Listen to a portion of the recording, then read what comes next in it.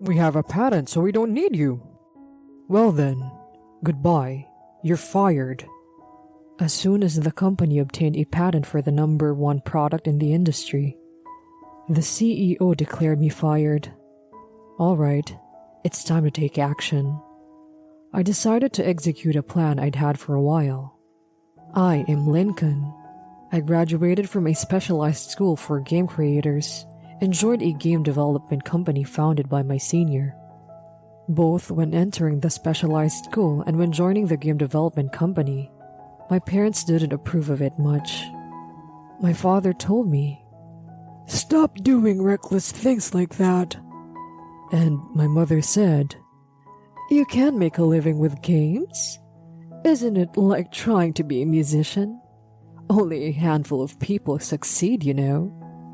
I understood how my parents would be worried, but nowadays, almost everyone has a smartphone, and they become familiar with games since they are young.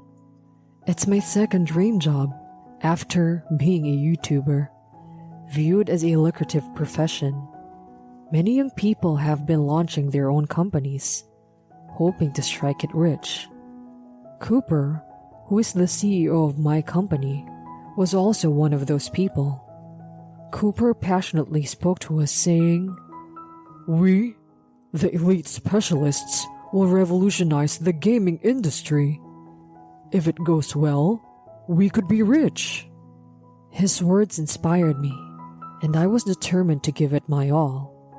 I joined Cooper's company like this, but the reality wasn't as sweet as I imagined.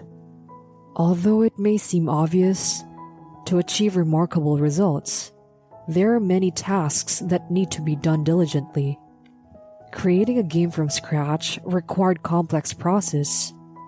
We have planners, scenario writers, sound engineers, illustrators, and CG designers who design the characters, and programmers like me.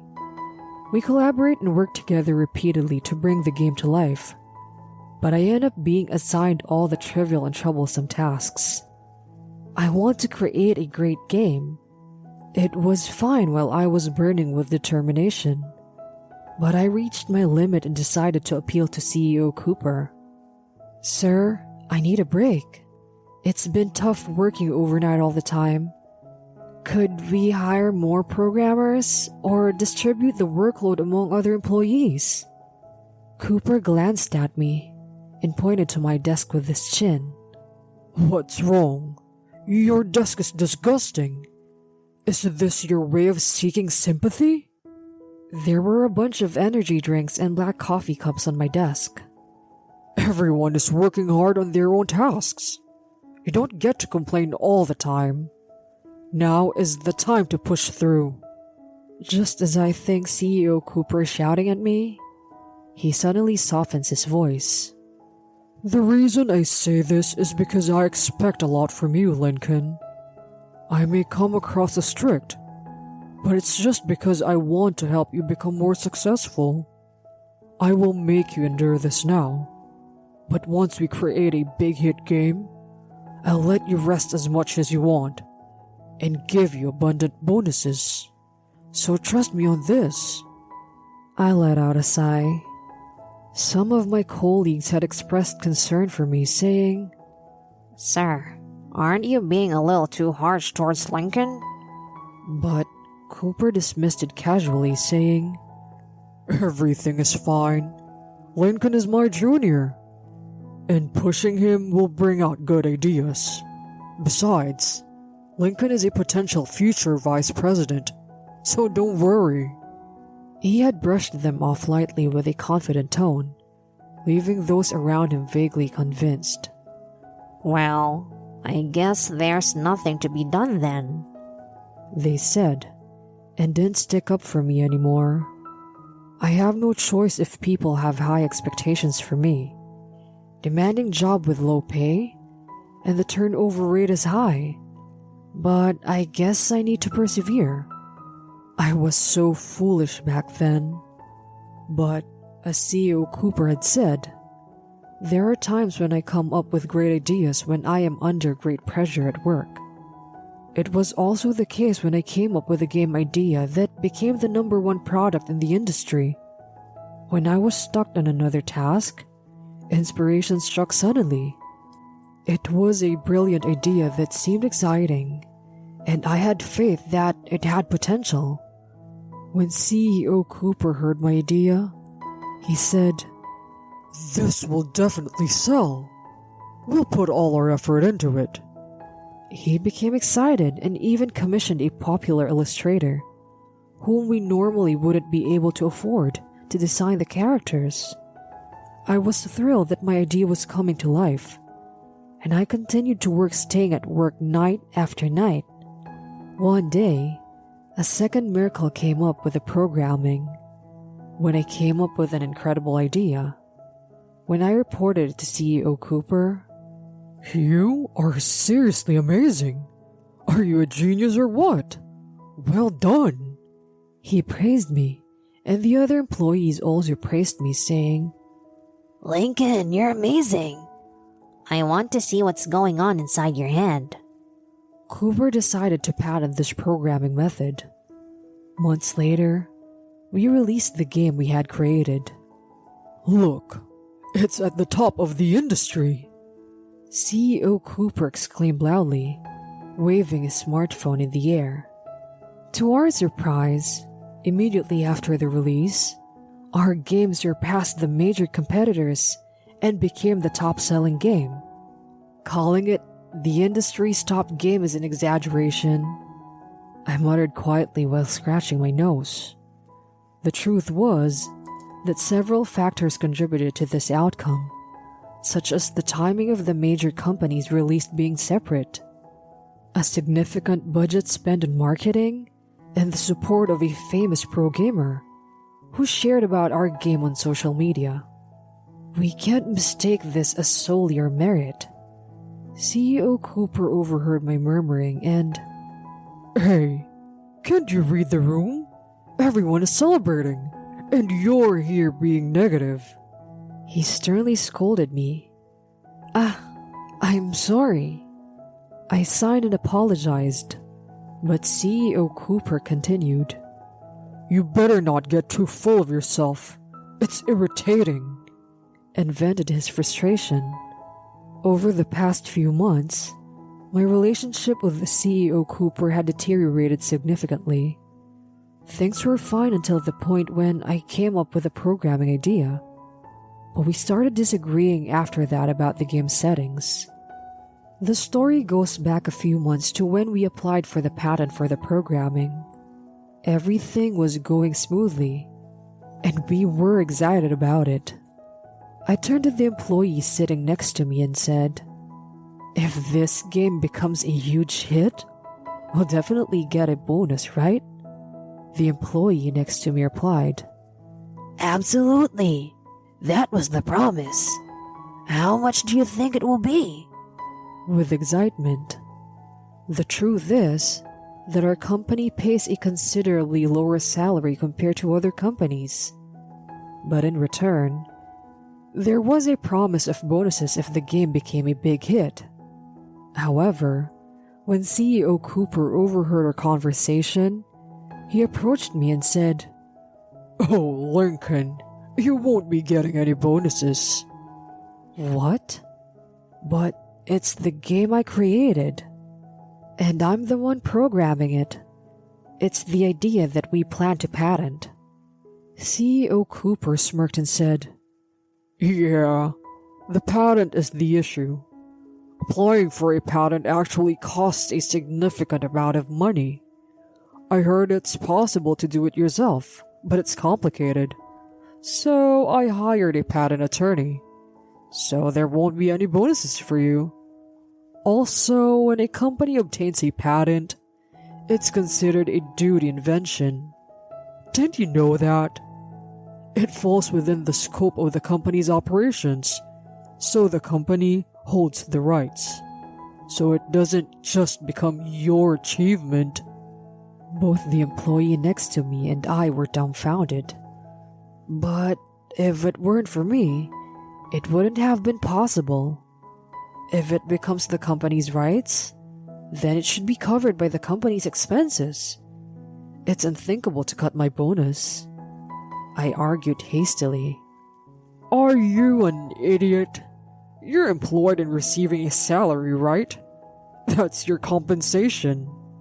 CEO Cooper said it with ease, but this is not what was promised. It's true that the game hasn't been released yet, and we don't know if it will sell well. But even if it does sell, it seems like he will somehow find a reason to not give bonuses. I suddenly realized the situation. Lately, there have been disagreements between me and CEO Cooper regarding the game. Maybe there is no future for me here. I started considering a job change and gathering information. I even thought about starting my own business and got to work. It was in the afternoon of the day we became the industry's top ranker. CEO Cooper said, "Don't get carried away. It makes me feel sick. I've been investing in you all this time, but it seems I miscalculated. We have a patent, so we don't need you. You're fired." He continued. The surrounding atmosphere grew tense as CEO Cooper declared, "Oh, by the way, those who defended him are also guilty and will be fired." Everyone fell silent. They probably didn't want to get involved. In the past few days, CEO Cooper had been venting his nervousness and frustration about the upcoming game on me, trying to relieve himself. Even then, "If it doesn't sell, you better take responsibility," he had hinted. But being told I'm fired as soon as it sells infuriated me. I calmly respond, "An employer can't simply fire an employee like that, can they? Exploiting me all this time? And now you don't want to fulfill your promise of bonuses. Isn't that unfair?" "Shut up! Lately all you do is backtalk and refuse to listen obediently. We don't need employees who can't listen to their boss." The president's statement was so childish. I couldn't help but feel amazed. Cutting ties with someone like him is the right decision. Fortunately, my preparations were almost complete. That thought naturally brought a smile to my face. "I see. I'll quit then. Good luck with everything," I replied. CEO Cooper responded, What's wrong with you? You were told you're fired, yet you're smiling. You're creepy." But I quickly tidied up my belongings with a smile still on my face. "I'll take care of the details later. I'm leaving for today," I said. It's been so long since I could leave during daylight hours. "Well then, everyone, please take care of the rest," I said without waiting for a response and left the company. After leaving the company, I felt an exhilarating sense of relief, fueled by the strange and astonished faces of CEO Cooper and colleagues. It was as if a weight had been lifted from my body and mind, and ideas began flowing in abundance, almost like magic. I couldn't wait to start creating games. Strike while the iron is hot, I thought. The people I had met at the Game Creators Meetup encouraged me to reach out to them if I decided to start my own business. With their support, I made the decision to embark on the entrepreneurial path. Surprisingly, the process of resigning from my previous job was relatively easy. I spent my days preparing for the new venture while keeping an eye on the rankings. The game that had briefly held the top spot in the industry quickly faded away, disappearing from the rankings in no time. The truth was that the game had a major flaw. CEO Cooper believed that it would sell as long as the illustrations were good.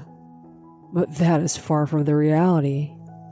As evidence, when I searched for customer reviews and feedback from people who purchased the game online, I found out that there were indeed individuals expressing the same dissatisfaction as I had imagined. Just as I suspected.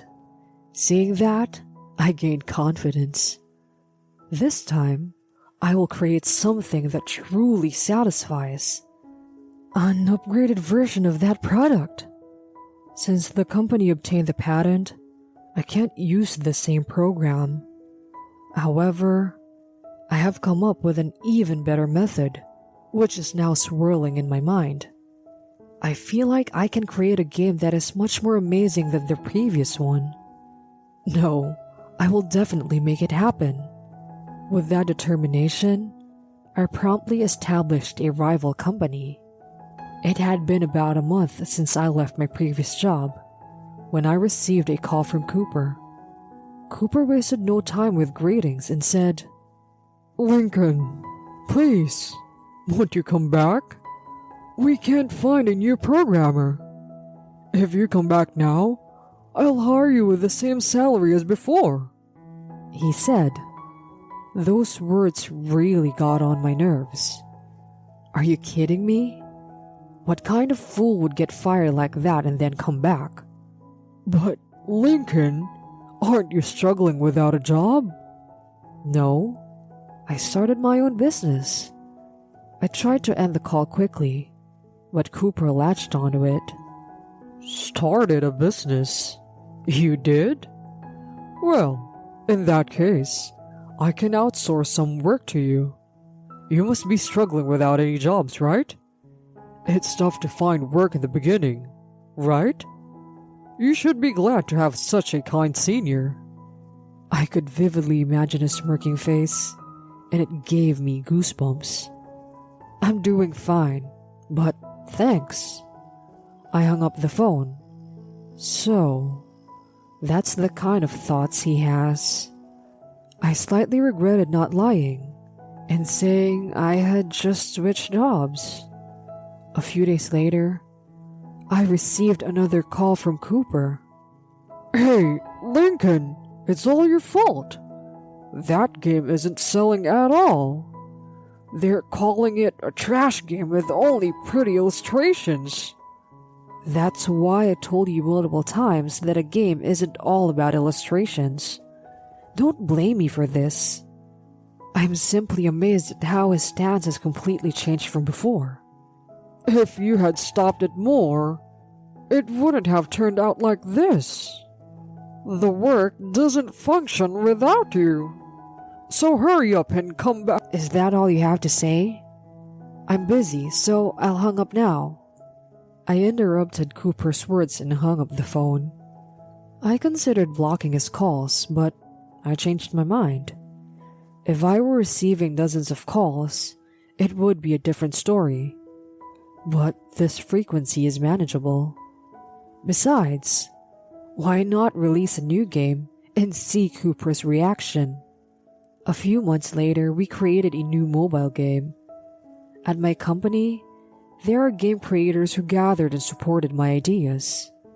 In fact, that game had several critical issues.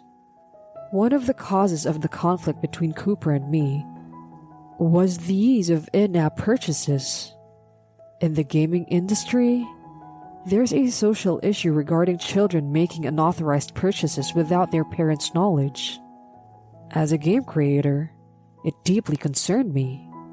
When we previously discussed how to handle in-app purchases, Cooper said, "About the game we're currently designing? Let's make it easy for kids to make an in-app purchases. Children are easily influenced to spend money, you know. Let's make the in-app purchase process visually intuitive, so they can make purchases without consulting their parents. We'll make it so that they can't obtain good weapons unless they make purchases, and make them addicted to the game." Are you kidding me? I was completely taken aback by Cooper's suggestion. I couldn't set it up like that on purpose. It'll cause trouble. I argued against it, but Cooper wouldn't back down. In the end, I couldn't go against the CEO's wishes. and the game ended up being one where you couldn't enjoy it without making in-app purchases. On the other hand, the game I created this time has a system that makes it difficult for children to make in-app purchases. The game itself has received positive reviews for being entertaining, and it achieved the top ranking.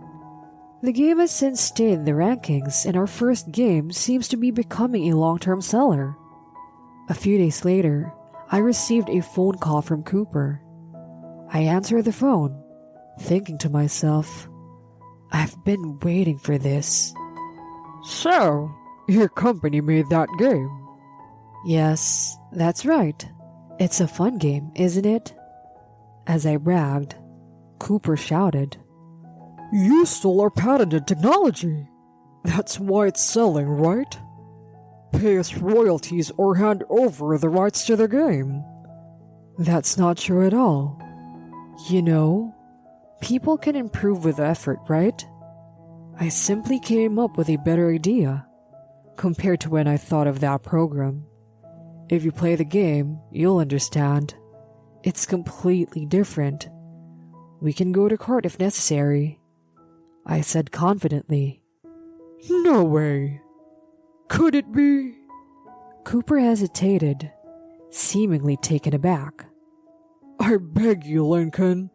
Come back to our company. We need you. Since you left, we've been struggling without a contact person or coordinator. There's no employee who can come up with as many good ideas and do anything like you can. Cooper begged me. How can you be so shameless? And there's no employee who can be as cheaply hired as me, huh? Of course, I refuse. I'm now the president of my own company. I won't sell myself cheap. I beg you to reconsider. Without waiting for a response, I hung up the phone. I don't need to hear any more from this man. This time, I blocked his number and said goodbye to Cooper forever. Later on, that infamous game has become irregular in the worst rankings as a pay-to-play garbage game. I could see that coming. Consumers aren't fools after all. At a Game Creators Networking event, I heard rumors about Cooper's company. It seems that, after I left, people started quitting one after another, and bankruptcy was inevitable. He deserved it, all right. Meanwhile, my company is steadily expanding its market share and securing stable work. We are currently planning to release a new game in the winter. My parents are delighted by my success and proudly boast about it to the neighbors. I actually find it gratifying that my parents have had a change of heart. I'm glad I could put their minds at ease. Moving forward, I want to continue creating enjoyable and exciting games, while also building a company where employees can take pride and have long-lasting careers.